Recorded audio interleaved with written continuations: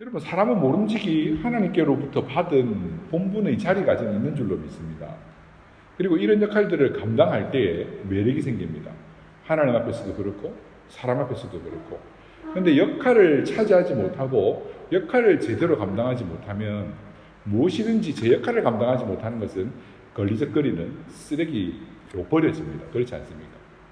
우리 집에 있는 망치가 있는데 부러져가지고 못을 못 박으면 어떻게 됩니까? 망치가 아니죠. 걸리적거리는 쇳덩어리일 뿐인 것이죠. 그것처럼 우리도 하나님께서 맡기신 이런 각자의 영적으로 부유한 위치의 사명이라고 하죠. 이걸 흔히 그게 있는데 과연 우리는 그걸 잘 감당하고 있는가? 라는 것을 생각을 해보게 된 것입니다. 오늘 본문을 라오디게아 교회를 향해 보내는 편지인데 사실은 이 교회가 바로 이 영적 어떤 본분, 하나님께서 주신 그 사명, 하나님께서 주신 그 어떤 영적 생태계에서의 감당해야 될 그 자리를 제대로 감당하지 못함으로써 예수님의 그 보내라고 하신 편지의 표현에 의하면 마시지 못할 물처럼 토해질 것이다라고 그런 책망을 바로 들었던 교회입니다. 이 교회는 정말 세상에 일에는 열심이었고 세상의 물질을 모으는 데는 참 대단했던 교회입니다. 성공도 거두었고요. 하지만 정작 예수님께 받은 그 영적인 평가에 있어서는 참으로 비참하고 가난하고 그런 불쌍한 교회로 평가받은 것이죠. 우리는 오늘 이 라오디게아에 보내진 이 편지를 통해서 이 교회의 문제점이 무엇인지 그리고 또 해결책은 무엇인지 이 메시지를 통해 우리가 오늘 찾아내야 하는 것이죠. 그것을 통해서 오늘 우리 교회도 이런 문제점 가운데서 이겨나갈 수 있기 때문입니다. 이 라오디게아 교회를 향해 편지하라고 하시는 예수님은 오늘 말씀 14절 말씀해 보시면 아멘이시고 충성되고 참된 증인이시며 하나님의 창조의 근본이 되시는 분입니다. 예수님을 아멘이 되신다라고 하는데 아멘이 무슨 말입니까? 우리가 기도를 마칠 때마다 아멘 하는데 아멘은 히브리어예요. 히브리어. 이스라엘 사람들이 옛날에 썼던 말. 이 히브리어로 동의, 수긍을 나타낼 때 쓰는 말입니다. 그래서 우리가 기도할 때 아멘 하는 이유는 그 기도한 내용에 동의를 하고 그 기도한 내용대로 하나님께서 우리의 삶 가운데 이루어 주실 것을 믿으며 또한 그것을 믿음으로 나도 기도한 대로 그렇게 살아가겠노라고 동의하며 수긍하는 표현이 바로 아멘인 것이죠. 예수님은 하나님의 완전하신 아멘입니다. 우리는 하나님 앞에 아멘 하지만 아멘 한 대로 못 살 때가 많지 않습니까? 기도 중에도 그런 내용이 있었지만 하지만 예수님은 하나님의 아멘이 되셔서 하나님의 그 약속하신 바 하나님께서 미리 계획하신 그것들을 다 이루시고 성취하시는 아멘이신 것이죠. 뿐만 아니라 예수님은 충성되고 참되신 증인입니다. 이 충성된 증인이라는 말은 충성이라는 말이 이제 신실함과 같은 단어다라는 것을 몇 번 들으셔서 아시죠? 신실하고 참되게 증언하는 증인인데요. 예수님은 사실은 하나님을 본 유일한 증인입니다. 그렇지 않습니까?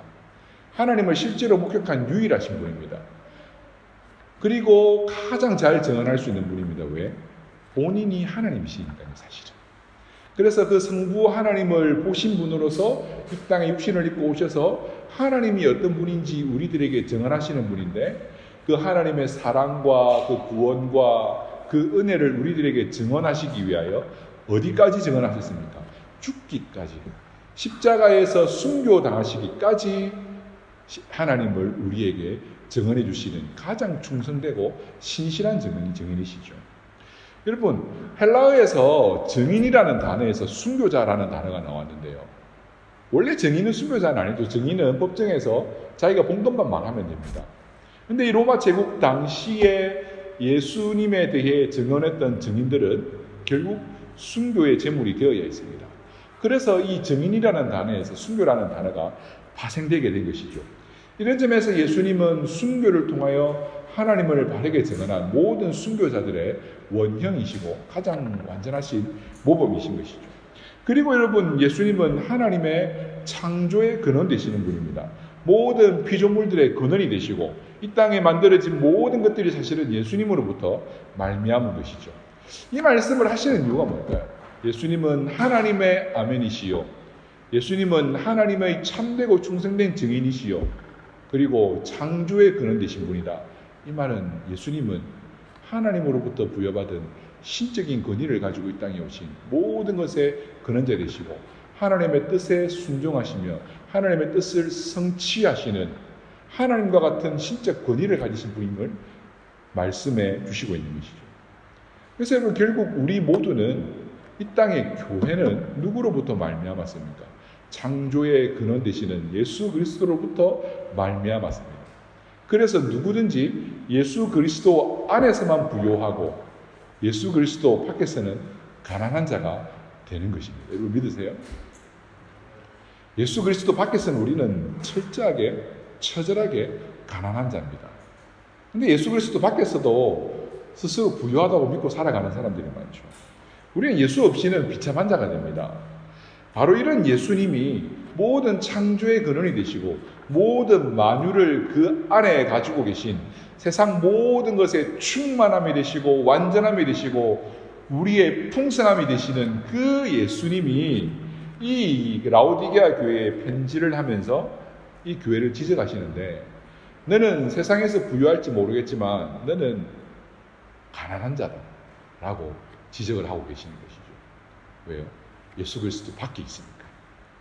15절을 보시면 어김없이 이 라오디게아 교회를 향해서도 내가 내 행위를 아노니 하는 수거가 나오는데 여기서는 원래 장점이 나와야 된다 그랬죠. 그런데 이 라오디게아 교회에도 장점이 하나도 존재하지 않습니다. 장점을 말하는 대목에서 뭐라고 말씀하시냐면은 내가 부유한 줄 알지만 너는 사실은 불쌍하고 비참하고 가난한 교회다. 정말 강한 수사적 표현이죠. 눈을 씻고 찾아봐도 못 찾겠다 하는 우리나라 말처럼 아무리 좋은 말을 말해주려고 그래서 제일 좋은 말을 말해주는데도 그 표현이 별로 좋은 말이 아닌 거죠. 예수님은 이 교회가 뜨겁지도 않고 차갑지도 않고 미지근한 교회다. 미지근한 물과 같아서 토할 것 같다라고 그렇게 말씀하시고 있습니다. 우리는 이 말씀을 잘 압니다. 그죠? 이 라오디게아 교회를 향한 이 말씀, 이 구절과 그리고 볼지어다 내가 문 밖에 서서 두드리노니 하는 이 구절. 사실은 웬만한 성도들은 다 아는 구절인데 근데 또 웬만하면 다 뜻을 잘못 알고 있는 구절이기도 해요. 한번 들어보십시오. 이 문제점은 차갑지도 뜨겁지도 않은 것이지 신앙이 이렇게 미지근해지는 게 문제가 아니고요. 우리가 이렇게 이해를 하는 거죠. 하나님께서 우리에게 영적으로 뜨겁기를 원하시는데 그죠? 이 말씀이 라오디게아의 문제점은 영적으로 식은 것이다. 그래서 우리가 영적으로 뜨거워져야 된다. 그렇게 이해를 하시면 안 돼요. 여기서 차가움과 뜨거움이 서로 반대말로 나오는 게 아니라 차가움의 반대말도 미지근함, 뜨거움의 반대말도 미지근함. 우리가 영적으로 열심히 살아야 됩니다. 열정을 잃어버려서는 안 됩니다. 그죠? 그게 잘못됐다라. 그 말이 잘못된 게 아니라 이 말씀이 정확하게 그걸 말씀하고 있는 건 아니라는 거예요. 우리 영적으로 뜨겁게 살아야 됩니다. 영적으로 식으면 노력해야 됩니다. 그런 관점에서 본다면 차가운 것보다는 뭐가 좋습니까? 미지근한 게 좋죠. 좀 더 노력한 거니까. 미지근한 것보다는 뜨거운 게 좋은 거예요. 그런 비유에서 그런 측면에서 본다면 영적으로 우리는 차가운 것보다는 미지근해지고 좀 더 노력해서 뜨거워져야 됩니다. 그런데 예수님은 이 교회를 향해 뭐라고 말씀하십니까?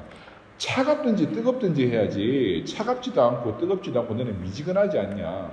차가움과 뜨거운 모든 것의 두 가지 다의 반대말이 여기서는 미지근함으로 나옵니다.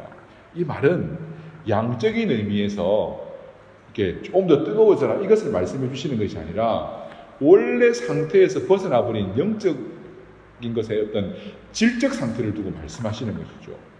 여러분 라오디게아라고 하는 도시는 그 동편에는 골로세라고 하는 도시가 17km 정도 떨어진 곳에 있습니다. 바울이 편지 쓴 골로세 아시죠? 거기서 17km 정도 떨어졌는데 이 골로세는 이 지역의 부르기아 지역이라고 하는데 큰 지역으로는 부르기아 지방의 원래 중심 도시였어요. 이 라오디게아가 세워지기 전에. 왜냐하면 이 골로새에는 시원한 식수가 나오는 곳입니다. 골로새는 물이 좋아요. 마시는 물이 좋아요. 그리고 북쪽으로 가면 히에라폴리스라고 하는 도시가 한 10km 정도 떨어진 곳이 있는데 터키에 뭐 자주 다녀보신 분 아시죠? 지금 지명으로는 파무칼레라는 곳입니다. 파무칼레 어떤 곳입니까? 터키가 자랑하는 최고의 관광지 아닙니까? 그 고원지대에서부터 온천물이 쏟아지는데 이 온천에 있는 그 스케줄이 공기와 만나면서 자연스럽게 그 뭐라고 그럽니까? 그 광경을 만들어내가지고 하얗게 멀리서 보면 반짝반짝 빛이 난다 그래요. 제가 가지는 못했지만 이 히라볼리에는 뜨거운 온천물이 나오는데 이 온천수는 그 당시 사람들에게 치료의 효과가 있다고 믿었어요. 실제로 뜨거운 물이 뭐 관절염이나 뼈마디 아픈 데는 참 좋기도 하잖아요, 그죠? 피부병에도 좋고. 그래서 치료 효과가 있었던 거죠. 그러니까 이것처럼 뜨거운 물로 치료 효과가 있든지 원 기능대로 아니면 시원한 물에서 사람들이 마시기에 좋든지 그래야 되는데 이 라오디게아는 남쪽으로 지금 보니까 차로 한 7, 8분 정도 걸리더라고요. 구글 맵에서는. 거기에 데즐리라는 곳이 있는데 데즐리에서 수로를 끌어옵니다. 데즐리에서 뜨거운 물을 수로로 연결해서 끌어오면 라오디게아 쭉 오면 물이 미지근해집니다. 그걸 이제 라오디게아 사람들은 썼는데요.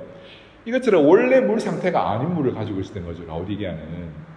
이것처럼 뜨겁든지 아니면 원래 상태대로 시원해서 좀 마실만 하든지 이도 아니고 저도 아닌 이 라오디게아에서 나오는 물처럼 이 물은 도시 이야기고요. 이 물처럼 라오디게아 교회 성도들도 원래 있어야 될 그 자리, 원래 하나님으로부터 받은 그 영적인 은혜, 그것을 잃어버렸다라고 책망을 받고 있는 것이죠. 여러분, 라오디게아 교회 영적인 상태가 얼마나 처참했으면 식사 중에 토해버리겠다고 하십니다. 실제로 이 온천물을 마실 수는 없어요. 식어서 못 마시는 게 아니라 뜨겁든 어떻게든 마실 수는 없어요. 맛이 없어요. 우리도 물 사 마시지 않습니까? 그죠? 여기 스케줄이 많아서 물이 맛이 없어요. 어떤 냄새도 나고 밍밍하기도 하고 먹으면 토해요. 이거 실제로 밍밍해서. 그래서 멀리서 이제 미네랄 워터를 사와서 먹는데 그것처럼 라오디게아 교회가 토해버리고 싶은 만큼 재미없는 걸리적거리는 교회였다는 것이죠. 그럼 왜 라오디게아는 그런 영적인 상태가 되었습니까? 뭘 잘못했기 때문에? 이건 이제 결과고요.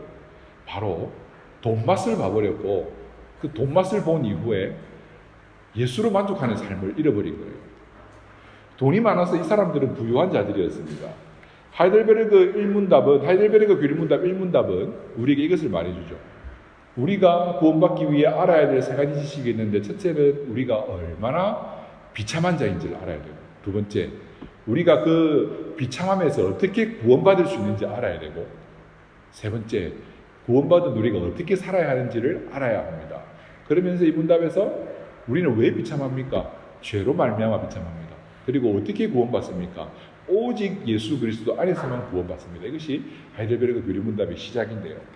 이것처럼 여러분, 우리는 아무리 세상에서 물질이 많고 많은 것을 가지고 많은 것을 이루었어도 예수 그리스도 밖으로 가는 순간 아무것도 가지지 않은 비참한 자들이 됨을 우리는 기억해야 합니다. 예수 안에서 우리는 부유하고 예수님 밖에서 우리는 가난합니다. 돈이 많다고 여러분 하나님 나라에서 부자가 되는 게 아닙니다. 이 둘은 별개입니다. 한때 한국에 뭐 그런 논쟁이 있었어요. 청부론이냐, 깨끗한 부자. 하나님의 앞에 복을 받아서 깨끗한 부자가 되어야 되느냐, 아니면 청빈. 그러니까 내가 능력이 없어서가 아니라 열심히 살았지만 그래도 하나님 앞에서 스스로 자원하여서 깨끗하게 가난한 사람이 되는 청빈자가 되어야 되느냐, 뭐 이런 논쟁이 붙었는데 저는 뭐 거기에 대해서 돈을 버는 과정에서 청부냐 청빈이냐는 저는 의미가 없다고 생각을 합니다. 그렇지 않습니까? 청부론자가 된다고 아무나 부자가 됩니까? 그건 뭐 능력이 있어야 부자가 되는 거죠. 능력이 있으면 여러분 부자가 돼야죠. 그렇지 않습니까? 내 몸값은 이만큼인데 뭐 일부러 뭐 돈을 작게 받을 이유가 있습니까? 그러면 청부냐 청민이냐는 어디에서 결정되는 겁니까? 그걸 가지고 쓸 때 결정되는 거예요. 부자라고 사고 싶은 거 다 사고 부자라고 하고 싶은 거 다 하고 정말로 하나님 나라를 위해 좋은 일에 한번 써보지도 못하고 자기 사리 사욕만을 위해서 사는 게 여러분 잘못된 부자인 거고, 돈을 많이 벌어도 정말로 자기를 위해서는 절제하고 아끼고 하나님 나라에 서는 사업을 위해서 왜 하늘에 쌓아두라 했으니까요. 영원한 일에 쌓아두라고 했으니까 그게 문제지. 여러분 뭐 스스로 부자가 안 되겠다 한다고 그래서 우리가 가난한 거 아니잖아요. 돈을 못 벌어서 가난한 거죠. 그렇죠? 그러니까 버는 거와 별개로 여러분 가난하든 부자든 이것이 천국에서의 경제적인 어떤 부유함과 결정이 이게 연결되는 게 아니라는 말입니다. 이 땅의 교회에서는 여러분 아쉽게도 돈 있으면 인정받기도 합니다. 좀 많이 받습니다. 돈 많으니까 장로도 되고요. 우리 교회는 뭐 장로가 없으니까 제가 편하게 이야기합니다. 돈 있으니까 장로 되는 사람도 있고, 사회에서 위치가 높으니까 저런 분이면 교회에서 좀 장로가 돼야지 해서 좀 어드밴티지를, 완전히 자격이 없었던 건 아니겠지만 좀 이런 가산점을 받기도 하는 것도 봤습니다. 어릴 적부터. 예. 근데 뭐 천국은 그런 곳이 아닙니다. 하나님의 나라는 절대적으로 그런 곳이 아닙니다, 여러분. 오직 창조의 그런 대신 예수 그리스도 안에서만 영적인 풍요를 보상으로 받을 수 있는 곳이 천국이지, 땅에서 좀 배두드리고 살았다고, 어흠 좀 하면서 살았다고 천국에서도 뭘 가지고 살 수 있는 곳이 아니라는 말입니다. 라오디게아는 부의 도시입니다. 금융업이 발달했고요. 돈이 얼마나 많으면 그 지역에 금융업이 발달했겠습니까? 그리고 부자들이 입는 흑색 양모, 흰색 양모 말고 흑색 양모의 산지여서 돈을 많이 벌었습니다.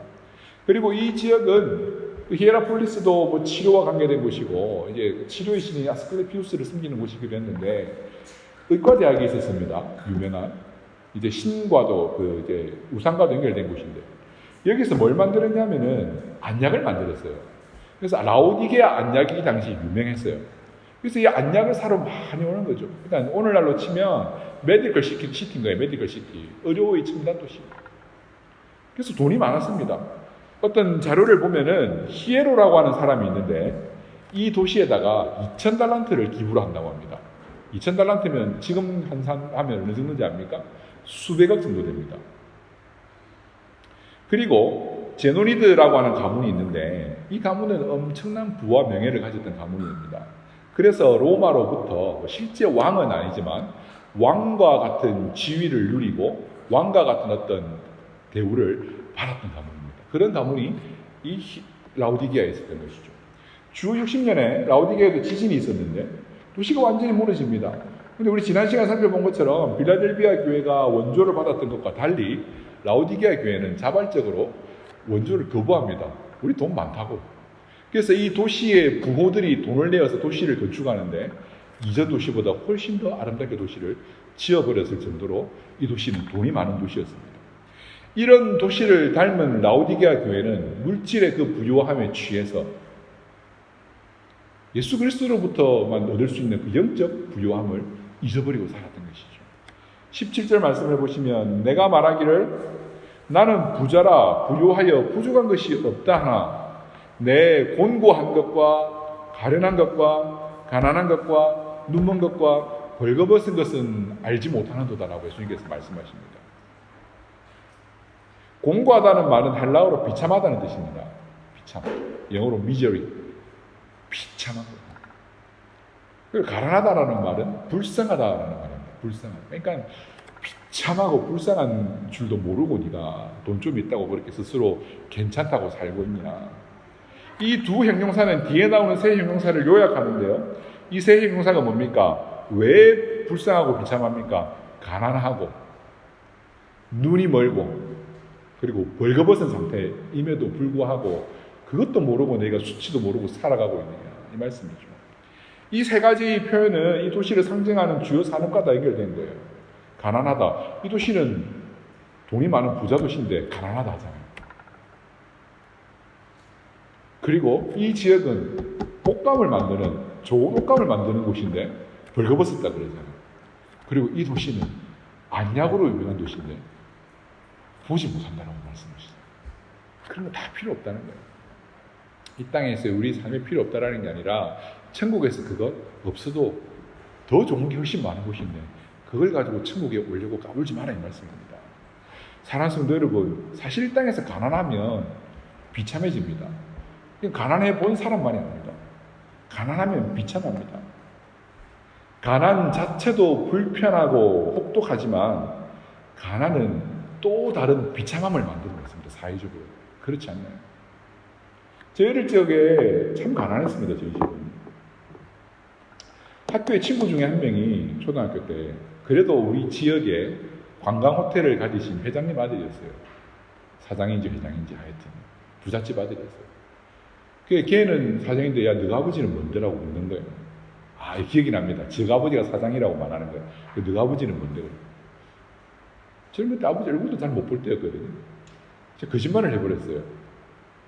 우리 아버지는 회장이라고. 예, 사장 회장보다 높은 줄 알고. 어느 날 우리 집에 놀러 오겠다는 겁니다. 어떻게 해야 될지. 지네 집에는 제가 놀러 한번 갔었거든요. 근데 우리 집에 놀러 오겠다는 거예요. 어쩔 수 없이 데리고 왔어요. 저희 집은 한자집 아시죠? 줄줄이 이어지. 모르실 수도 있어요. 안 살아보셨으면. 옆집의 말이 옆집에서보다 더 잘 들리는 그런 곳이었습니다. 우리 집에 온 거예요. 잠시 들어왔다가 다시 나갔는데 얘가 화장실에 가고 싶다는 거예요. 우리 집 화장실이 아니고 우리 동네 화장실을 데려갔어요. 열 몇 가구 같이 사용하는 화장실을. 밑에 그냥 풍덩하는 그런 곳입니다. 사장님 아들이 우리 집 와가지고 그냥 돌아가는 거예요. 화장실에. 갑자기 볼일을 안 보고 싶어졌다고. 근데 돌아가는 그 발걸음이 엉거주춤이었어요. 잊을 수가. 가난하면 비참합니다, 여러분. 가난하면 비참해집니다, 실제로. 그래서 여러분들도 여행팀을 인수해 보시면 딱 눈에 보이잖아요. 돈 얼마 가지고 여행 나왔는지. 딱 눈에 드러납니다. 식당 앞에서 메뉴 보면서 가격 보고 있으면 돈 없는 사람이고, 그죠? 식당에 메뉴 안 보고 그냥 들어가면 괜찮은 거고, 그죠? 호텔 가서도, 이거 공짜예요? 꼭 물어봐야 되고. 뭐든지 그냥 주면 겁납니다. 이거 돈 받는 거 아닌가 싶어가지고. 꼭 물 한 통 들고 다니고, 무거운 물을, 그죠? 가서 사 먹으면 되는데, 좀 아껴보려. 여러분, 그런데 이 가난하면 참 비참한데, 가난이 오래되면 적응합니다. 그래서 부끄러움이 사라집니다, 여러분. 그래서 좀 형편이 괜찮은 사람이라면 입지도 않을 그런 옷을 입고도 다녀야 됩니다. 처음에는 어쩔 수 없이 입죠. 근데 나중에는 적응해서 부끄러움이 사라집니다. 그런 것이 우리들입니다. 그것처럼 여러분, 영적으로 이 가난한 자들이 처음에는 영적으로 비참한 상태에 빠져듭니다. 나중에는 그런 줄도 모르고 적응해서 부끄러움도 모르고 눈이 가려워진 자처럼 살아가는 것이죠. 여러분, 우리에게 돈은 필요합니다. 절대적이라고 봅니다, 저는. 너무 쉽게 할 수 있는 말이 아니에요. 돈 없이 믿음으로 살 수 있다, 이 말 쉽게 할 수 있는 말이 아니에요. 없이 살아본 사람은 압니다. 그런데 여러분, 우리의 생명이 돈에 달린 것은 아니란 말이에요. 여러분, 돈이 많으면 참 잘 살 수 있습니다. 그리고 어느 정도도 행복하게 사는 것 같아요. 그런데 이것이 우리의 완전한 행복을 절대적으로 결정지어 줄 수는 없다는 것입니다. 하나님이 우리에게 원하시는 것은 우리의 가난함이 아닙니다, 여러분. 오해하시면 안 돼요. 그래서 하나님은 우리에게 은사를 주시고 능력 주시고 끈기를 주시고 성실함을 주셔서 우리가 이 땅에서도 잘 먹고 잘 살기를 바랍니다. 정당한 방법으로. 그렇죠? 그래서 우리에게 복 주십니다. 우리의 노력이 헛되지 않도록 지켜주십니다. 우리 그거 믿고 바라보는 사람들 아닙니까? 요행을 바라는 사람들이 아니고 하나님도 성실히 일할 때에 나의 성실이 물거품이 되지 않도록 지켜달라고 그런 믿음 가지고 살아가는 사람들이잖아요. 그죠? 그래서 하나님이 우리에게 물질 주시고 때로는 복 주셔서 지켜주셔서 이만큼이라도 살게 되는 거예요. 왜? 가난한 건 좋은 게 아니에요. 그래서 하나님께서 우리에게 이만큼이라도 먹고 살도록 주시는 거예요.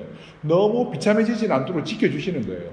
그리고 세상에는 그렇게 비참하게 사시는 분들도 있습니다. 그래서 오늘 우리에게 필요한 것 외에는 좀 나눠주고 구워주라고 우리를 이게 복 주시는 줄도 우리가 알아야 되는 거예요.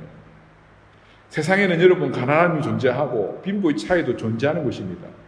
그래서 사람들은 돈을 더 많이 가지려고 합니다. 왜? 그래야 무시 안 당하니까요. 좀 좋은 차를 타고 가야 사람들이 길도 비켜주고 좀 좋은 옷을 입고 가야 저 사람은 뭔가 싶어서 인사도 하고 어쩔 수 없는 궁극적인 궁핍을 가진 인간들의 몸부림은 이럴 수밖에 없습니다. 당연합니다. 근원적인 공허함, 배고픔을 가지고 살아가기 때문입니다. 우리가 애초에 가졌던 그 생명나무의 풍성함을 우리는 잃어버렸기 때문입니다. 애초에 가졌던 그 에덴 동산에서의 부요함을 잃어버렸기 때문에 빼앗긴 것이, 잃어버린 것이 얼마나 힘들고 비참한 것이 알기 때문에 우리는 처절한 노력으로 얻으려고, 가지려고, 모으려고 살아갈 수밖에 없는 자들입니다. 그런데 여러분, 우리를 부요케 하시고 당신의 백성에게 많은 것을 채우시고 태초에 우리가 잃어버렸던 그 생명나무의 풍성함을 다시금 회복시켜 주시는 분은 아멘이시요 창조의 근원 되시며 하나님의 충성스럽고 참되신 증인이신 예수 그리스도 외에는 이 풍성함의 비밀을 깨달을 수 있는 방법이 없다는 것입니다. 이 땅에서 물질이 없어서 비참한 것처럼 우리가 영적으로 가난해지면 얼마나 비참한 자인 줄 알고 하나님 앞에서 나와서 울어야 됩니다, 여러분. 내가 물질이 없어서 가난해서 힘든 것처럼 영적으로도 가난해지고 궁핍해지면 살려달라고 빌어야 됩니다, 여러분. 물질이 가난할 때는 하나님 앞에 기도하면서 왜 영적으로 메마른데도 하나님 앞에 구하지를 못합니까? 예수님이 오늘 라오디게아 교회를 향해 말씀하지 않습니까? 내게 와서 금을 사라. 가난해지지 말고 더 이상 가난하게 살지 말고 나에게 와서 금을 사라. 더 이상 앞도 못 보면서 여기저기 가서 부딪히면서 살지 말고 내게로 와서 안약을 사서 눈에 바르고 고침을 받아라. 벌거벗고 다니면서도 부끄러운지도 모르고 돌아다니지 말고 내게 와서 의의 흰옷을 입고 너의 수치를 가리고 살라고 예수님께서 라오디게아 교회에게 호소하고 있지 않습니까? 그래서 여러분, 세상에 금태 두른다고 사람들은 머리 숙여주겠죠. 창조의 근원 대신 예수님도 우리 앞에 머리를 숙일까요? 우리가 이태리째 명품 옷 입고 오면은 사람들은 머리를 숙일지 모르겠지만 예수님도 우리 앞에 머리 숙일까요? 사랑하는 성도 여러분, 우리는 예수님이 주신 그 거룩한 흰옷으로만 부끄러움을 가릴 수 있습니다. 그래서 여러분 19절 말씀처럼 우리가 열심으로 회개해야 됩니다. 회개하라는 말도 듣기 싫은데 여러분 예수님 뭐라고 말씀합니까? 열심히 회개하라고 합니다. 왜요? 우리를 사랑하시니까요. 연약한 교회일지언정 그래도 아직 사랑하시니까요. 우리가 영적으로 부끄럽고 가난하고 비참한 자일지언정 그래도 아직 우리를 사랑하시니까요. 우리에게 회복하라고. 사랑하시는 방법은 성도와 교회의 상황에 따라 다릅니다. 정말로 지난주 살펴본 빌라델비아 교회처럼 작은 능력으로도 믿음을 지키는 교회에게는 칭찬과 위로와 긍휼을 주시지만 또 때로는 세상에서 잘 먹고 잘 살면서 주님을 잊고 영적인 열정을 잃어버려가는 교회를 향해서는 책망도 하시는 거예요. 왜요? 우리가 자녀를 사랑해 자녀를 때리기도 하는 것처럼 우리에게 바른 길로 돌이키라고 하시는 거죠. 20절 말씀을 볼까요? 이 20절 말씀이 성도들이 가장 오해하고 있는 말씀 중에 하나인데 20절 말씀을 같이 한번 크게 읽어보겠습니다. 읽으실 때 예수님이 나에게 말씀하시고 있다라고 생각하시면서 한번 읽어보시죠. 3장 20절입니다. 볼지어다 내가 문 밖에 서서 두드리노니 누구든지 내 음성을 듣고 문을 열면 내가 그에게로 들어가 그와 더불어 먹고 그는 나와 더불어 먹으리라. 이게 우리는 불신자들에게 전도할 때 사용하는 구절이라고 생각합니다. 이 말씀은 불신자한테 하시는 말씀이 아니에요. 불신자한테 예수님이 내 마음의 문을 두드리니까 문을 열면 네가 예수 믿고 천국 갈 수 있다. 물론 예수님이 두드릴 때 열어야 천국 갈 수 있긴 있는데 근데 이 말씀이 불신자한테 하는 말씀이 누구한테 하는 말씀입니까? 라오디게아 교회에게 하시는 말씀입니다. 예수님 밖에 있는 그들에게 예수님이 또 찾아오신 거예요. 문 안에서 그런 그림 보신 적 있죠? 문 앞에서 예수님이 유리문 안을 보시면서 두드리고 계시는 그림. 밖에는 문 손잡이가 없어요. 안에만 있어요. 이태리 아파트 문처럼 밖에서는 열 수가 없어요. 안에서 열어줘야만 열려요. 그 예수님이 문 밖에 서서 두드리고 계십니다. 왜? 식사 자리에 맞지 않아서 토해질 것 같은 자들을 예수님이 다시 식사 자리에 초대해서 같이 밥 먹으려고. 뒤에 보십시오. 21절하고 22절. 내가 너와 더불어 먹고 너는 나와 더불어 먹고. 앞에서는 여러분 식사 중에 토해진다고 말씀했죠. 그런데 회개하고 예수님이 문 밖에 서서 두드릴 때 이 음성을 듣고 예수님을 영접하는 자들은 예수님이 뭐라고 말씀하십니까? 우리와 같이 이제는 밥을 먹겠대요. 그리고 21절에는 아버지의 보좌에 앉아주시겠다.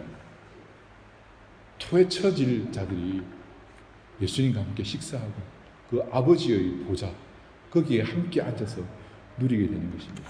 사랑하는 성도 여러분, 우리가 매주일 왜 예배를 드립니까? 왜 예배 시간에 나와서 회개하고 다시 한번 하나님의 은혜를 회복하기 위해 살아갑니까? 우리는 이미 천국의 백성이 되었습니다. 그런데 우리의 삶의 현실은 이것을 누리지 못하고 살아가잖아요. 그죠? 천국의 현실과 우리의 현실의 차이가 너무 커요. 그래서 우리는 매주일 예배 시간에 나와서 장차 완성될 그 천국을 연습하고 소망하고 기억해내는 것입니다. 이 천국의 현실이 우리 안에 없고 이 땅에 살면서 우리의 현실적으로 배고프고 가난하니까 영적인 것을 강구하지 못하고 또 우리는 이 세상의 물질적인 것을 구하며 나아가는 우리들인데, 이 예배 시간에 나와 또 다시 한번 우리를 채우시고 천국의 문을 열어주셔서 마치 구약시대 성전이 그랬던 것처럼 하늘의 영광이 땅에 임하는 이 예배 시간을 통하여서 성도들에게 천국의 영광이 무엇인지 기억하여서 다시 한번 회개하고, 다시 한번 세상의 어떤 그런 것들에 속지 말고, 다시 한번 천국의 소망을 바라보고 천국의 부요함과 예수 그리스도 안에서의 그 풍성함을 다시 한번 마음에 새기고 장차 이루어질 그 천국을 미리 연습하고 경험하라고 하나님께서는 오늘 우리에게 이 예배를 통해서 하늘의 영광과 그 풍성함이 이 땅에 임하고 우리를 만나주시는 것입니다. 사랑하는 성도 여러분, 우리는 천국의 백성입니다. 그럼에도 부족하고 연약하고 가난하고 비참하고 부끄럽게 살아갈 수도 있습니다. 그런데 여러분, 우리가 영적으로 그래서는 안 됩니다. 오늘 우리 마음 앞에서 우리를 두드리시는 이 예수님의 음성이 들리십니까?